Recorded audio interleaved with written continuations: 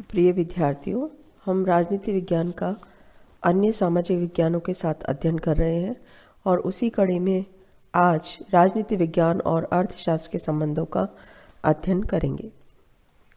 अर्थशास्त्र वह सामाजिक विज्ञान है जो संपत्ति तथा आर्थिक कल्याण से संबंधित मानव क्रियाकलापों का अध्ययन करता है।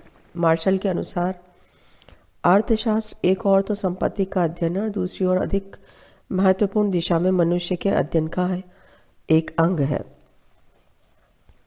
Professor JK. मेहता के अनुसार अर्थशास्त्र वह विज्ञान है जो मानवीय आचरण का इच्छा रहित अवस्था में पहुंचने के लिए साधन के रूप में अध्ययन करता है। इसके अंतर्गत संपत्ति के उत्पादन, वितरण, विनिमय और उपभोग का मुख्यतः अध्ययन किया जाता है। राजनीति विज्ञान का अर्थशास्त्र से घनिष्ठ संबंध है। दोनों विषय एक दूसरे पर अत्यधिक प्रभाव डालते हैं और एक दूसरे के अत्यंत निकट हैं। आधुनिक अर्थशास्त्र वस्तुतः पुराने राज्य के लिए आय इकट्ठे करने वाले ज्ञान से विकसित हुआ, जिसे पहले राजनीतिक अर्थशास्त्र कहते थे। श्री गुरुमुख निहाल सिंह के अनुसार प्रारंभिक दिनों में अर्थशास्त्र को राजनीति विज्ञान की एक शाखा माना जाता था तथा उसके अध्ययन का विषय राज्य के लिए राजस्व प्राप्त करना था। इसी कारण इसे घरेलू अर्थशास्त्र की अपेक्षा राजनीतिक अर्थशास्त्र कहा जाता था। राजनीतिक अर्थशास्त्र शब्द यह प्रकट करता है कि अर्थशास्त्र राजनीति विज्ञान के अधीन। वस्तुतः राजनीतिक और आर्थिक दशाएं एक दूसरे से जुड़ी हैं और वे राजनीति विज्ञान व अर्थशास्त्र के मध्य घनिष्ठ संबंधों का निर्माण करती हैं।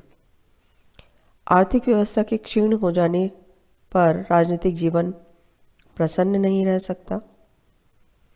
आर्थिक लोकतंत्र के अभाव में राजनीतिक लोकतंत्र व्यर्थ साबित हो रहा है। आर्थिक विकास और समृद्धि राजनीतिक विकास की कुंजी है। आर्थिक असंतोष राजनीतिक क्रांतियों को जन्म देता है।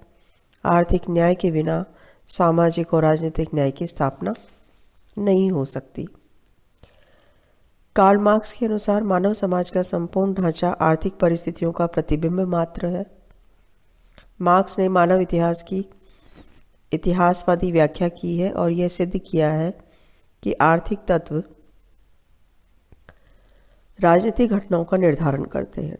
उसने द्वंद्वात्मक भौतिकवाद, इतिहास की आर्थिक व्याख्या, अतिरिक्त मूल्य का सिद्धांत तथा वर्ग संघर्ष के सिद्धांत का विवेचन आर्थिक संदर्भ में ही किया है। वर्तमान समय में समाजवाद तथा पूंजीवाद, जो परस्पर विरोधी विचारधाराएं मानी जाती है, उनके आधार राजनीतिक एवं आर्थिक दोनों हैं।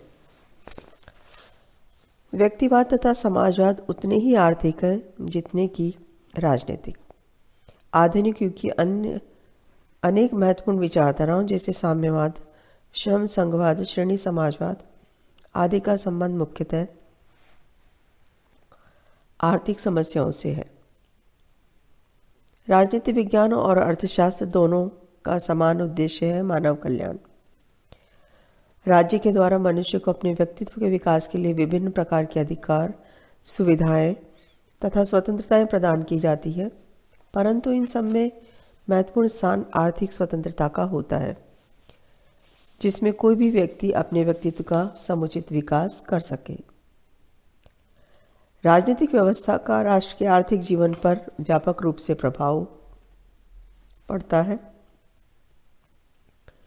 धन का विनिमय, वस्तुओं का उत्पादन एवं उपभोग, करारोपण, विदेशी मुद्रा इत्यादि समस्त आर्थिक प्रश्न राजनीतिक प्रश्न भी हैं। उद्योग धंधों के प्रोत्साहन में सरकारी नीतियों की महत्वपूर्ण भूमिका होती। आर्थिक समृद्धि के लिए स्थिर राजनीतिक व्यवस्था का होना परम आवश्यक है।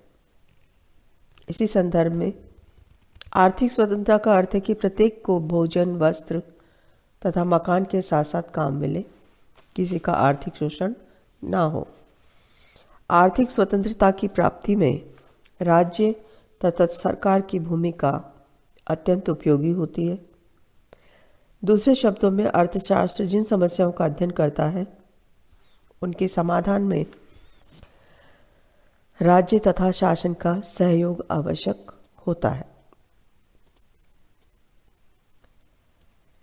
राजनीति विज्ञान का अर्थशास्त्री घनिष्ठ संबंध पर प्रकाश डालते हुए चार्ल्स बियर्ड ने लिखा है कि अर्थशास्त्र के बिना राजनीति विज्ञान अवास्तविक और आत्मपरक निष्ठा बनकर रह जाता है।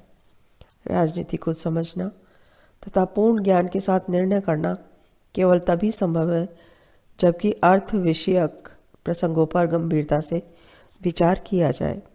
डॉक्टर बेनी प्रसाद के अनुसार राजनीति विज्ञान को अर्थशास्त्र से अलग करने पर वह खंडित हो जाएगा। इस सारे विश्लेषण से कुछ पक्ष उभर कर सामने आते हैं। पहला, कि राजनीति विज्ञान और अर्थशास्त्र के अध्ययन की मूल इकाई मनुष्य है। दूसरा, शासन के राजनीतिक व आर्थिक अंगों के बीच घनिष्ठ संबंधों पर ही राष्ट्र का भविष्य टिका होता है। तीसरा, अर्थशास्त्र और राजनीति विज्ञान मानव कल्याण से संबंधित पहलू के अध्ययन पर जोर देते हैं। चौथा, आर्थिक संगठन राजनीतिक क्रियाकलाप और संस्थाओं को बहुत प्रभावित करते हैं। और चौथा, राज्य भी कानून और राज्यादेश द्वारा आर्थिक जीवन को नियंत्रित करता है। इस तरह से राजनीति विज्ञान और अर्थशास्त्र में घनिष्ठ संबंध है।